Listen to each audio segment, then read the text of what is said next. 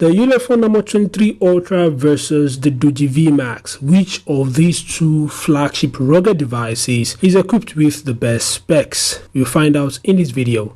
I still do not know the official launch date of the Armor 23 Ultra, but of course, if there are any new updates, perhaps regarding the launch date or anything about the Armor 23 Ultra, I'll let you guys know. If you're new here, kindly subscribe and turn on notifications. So without further ado, let's compare the specs of these two awesome rugged devices. Perfect, perfect, perfect.